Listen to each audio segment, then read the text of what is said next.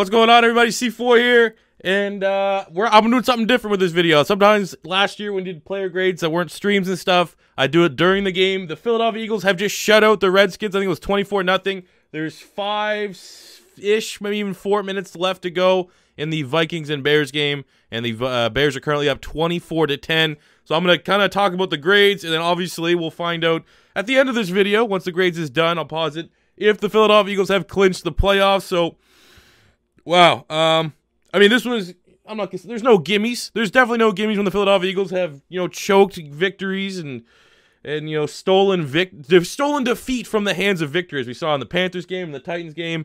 So I actually thought there was a chance, especially with how slow we started, that, oh my God, they're going to mess us up and lose to the Redskins. But they got through it. The big news for the Eagles right now is going to be the health of Nick Foles. It was like a chest injury or something like that. It didn't look that bad on the field. Looked like kind of a stinger kind of deal. But obviously, stuff like that could end up being like, it looks fine. Then it finds out he's like 9 broken ribs and he won't play. But I kind of feel like you're going to have to kill Nick Foles for him not to walk out there if we make the playoffs. And there's actually 4 minutes and 25 seconds left in this game. But let's be honest. The odds are against Kirk Cousins, who I think has 80 passing yards on the day to get that one around. But, there's that, I don't count anything out with the way that this season has gone for the Philadelphia Eagles. And Clete Blakeman is reffing this Vikings-Bears game. And I've been watching this on a second monitor. And my God, he has had a lot of terrible calls go the way of the Minnesota Vikings. I would not be surprised to see Clete Blakeman have more total yards than Kirk Cousins does from really, really soft penalties. But here we go, doing some grades for the Philadelphia Eagles. Nick Foles went 28 of 33 for 221 yards, 2 touchdowns, and a pick. The pick was pretty damn bad, all things considered.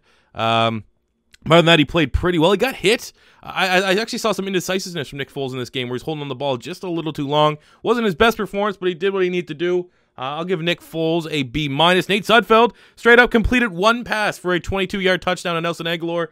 If Nate Sudfeld is our quarterback next week and we have to go up against the Bears defense, pretty much donezo. But you know what, Nate Sudfeld, okay, we're starting to get stretched a little thin, and I'm not 100% up to date on all the teams in the league's third-string quarterbacks. From what we see from Nate Sudfeld, he started the game last year against Dallas, Week 17, that we lost, but he did not look that bad. So I think if you're honestly trying to, lay out all the third-string quarterbacks in the league, Nate Sudfeld's probably at the top of that list. And, we have a chance, man. I just want a chance. I'm going to be completely honest with you. I just want a chance. If we're 1 and done in the playoffs, given our injuries, at least we're not the Super Bowl champs that didn't make the playoffs again. That's kind of the way I'm feeling about it. I'm taking it by a week-by-week basis. I'm not going to get super confident, super gassed up, and be like, oh, baby, we're going on a run. Because it looks like if we do win, we're going to be taking off. Oh, my God, Kirk Cousins is awful. Oh, my God, on 2nd and 10, he sailed it by like 30 yards. What is he, Dak Prescott? $84 million Dak Prescott? But yeah, anyways, I'm not active. I just want Philly to get a ticket for the raffle. You know what I'm saying?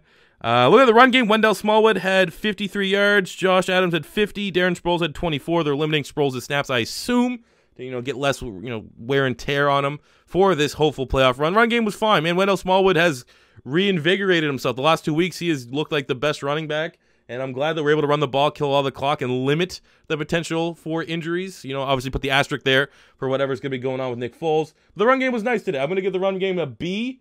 And, oh my God, Cousins is terrible. 4th down and 10 for the Vikings. This game could be over. But yeah, I'll give the run game a B. For receiving, Alshon Jeffrey, 5 catches, 60 yards, and a touchdown. Nelly had 5 for 40 and 2 TDs. Golden Tate had 30-some yards. Zach Ertz, actually a quiet game, 3 catches, 15 yards. He already got the record, so it's fine. Alshon Jeffrey is a baller, man. Alshon Jeffrey is massive. Alshon Jeffrey, in my opinion, Alshon Jeffrey is massive. Phrasing much.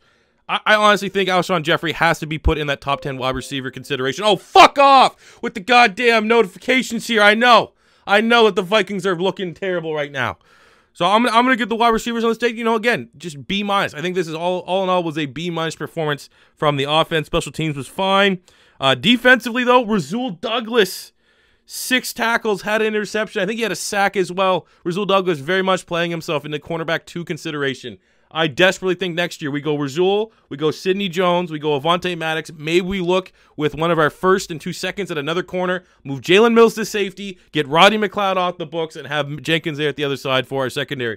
Rasul is playing very, very well. He's physical enough at the line of scrimmage that, yeah, he's got to get beat. He has limitations for his speed, but he's a playmaker. He's great at tackling, and he's not as bad of a liability as Jalen Mills is.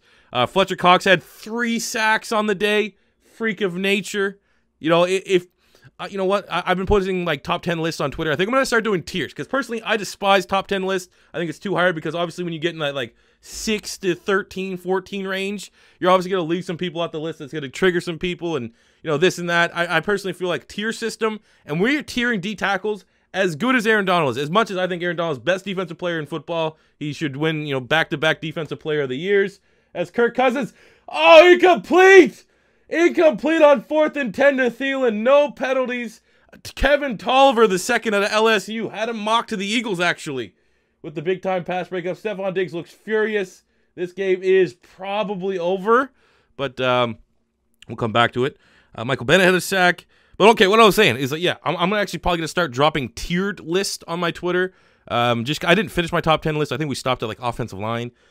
Just because I think there's such... You know, it's not fair. Anyways, what I'm saying, Aaron Donald's so good. I honestly think in tier 1, it is Aaron Donald and Fletcher Cox and then everybody else. I think Fletcher Cox is good enough to be put in that top tier with Aaron Donald. Even though the stats aren't there, because, yeah, Aaron Donald's like a defensive end, gets a little bit more edge rush looks. He doesn't have, Fletcher Cox doesn't have an Ndamukong Suh eating up double teams and stuff like that, not taking anything away from Donald. But they do play kind of different positions, obviously. So I think in tier 1, you got to put Fletch right there with a big 3-sack performance on the day.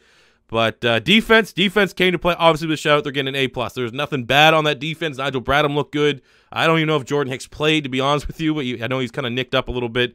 But all in all, man, that is an excellent performance from the Philadelphia Eagles. Obviously, even though the win's happy and we're still kind of waiting for the Vikings to lose, the Chicago Bears to get it done. Bears fans, I already know on Twitter, last year, I repeat myself because I said it about 5 different times, last year the Philadelphia Eagles kind of handled the Bears. I said the Bears are going to be this year's Eagles. They're going to be a team that goes from kind of bottom of the division. They're going to turn around. They're going to get a better coach, which they did in Matt Nagy. They're going to sign a wide receiver, which they did in Allen Robinson, make some other moves, and I've been a fan of the Bears since last year when we beat them. I said I'm pulling for the Bears, and the Bears came through. I mean, they got a couple of our boys. They got Cody Parkey, who's had some ups and downs, but made a clutch kick. You got Trey Burton. You got, you know, Akeem Hicks came out here from Canada. I like a lot of people on the Bears. It sucks that Philly, if this game holds true, has got to play the Bears because the Bears are one of the teams that, you know, if and when, let's be honest, come on, hopefully Nick Foles can get going again. But if Philly does not get back to the dance, I'm pulling for the Bears. They're my team right now if things happen with the Philadelphia Eagles. So it sucks that only one of those teams is going to move on. But, yeah, we got to get the health of Nick Foles. That would be great. But until we get there, I'm going to pause this out. We're going to see what the final is here from the Bears and Vikings and hope the Philadelphia Eagles have gotten to the playoffs. We haven't officially got the playoffs yet, but there is a report from Adam Schefter that Nick Foles has bruised ribs, but a report says that he's okay. And, everyone says it was a chest injury, but clearly you could see Nick Foles was holding his ribs. And if it was a broken rib scenario, probably donezo. Bruised ribs. Like I said, I don't think there's any way Nick Foles sits out this game next week. But back to the game for the Bears and the Vikings. There's like 2 minutes left. Should be Gucci. And it's over. Playoffs, baby. Philly is back into the playoffs. Did we deserve it? You know what? Yes, we did. Yes, we did deserve it. Given all the injuries, those mitigate, I think, the collapses against Tennessee. The collapse against the Panthers. Can't really count that second loss to Dallas because that was the worst ref job I've ever seen. But we're in the playoffs. That was, I just almost would feel a little bit embarrassed, even with the injuries, winning the Super Bowl, then failing to make the playoffs. Now anything can happen. And as much as I have no expectations, I'm not setting any expectations for this game against Chicago. There's only one thing going into this game that I think Eagle fans, I think Bears fans, I think football fans that are watching this need to know. And that is, Bears are scary good. Bears have the #1 defense in football. What happened last year? The #1 defense in football was the Minnesota Vikings. Go watch Nick Foles in that NFC Championship game against the Vikings and see what Nick Foles thought about the league's #1 defense. Does history have a way of repeating itself? I don't know. We don't even know if we have Foles for this game, but we made the playoffs. We deserved it more than the Vikings. I can tell you that. And, life's good, fellas. Life's good. I'll see you back here next week. Fly, Eagles, fly. Thank you, Bears.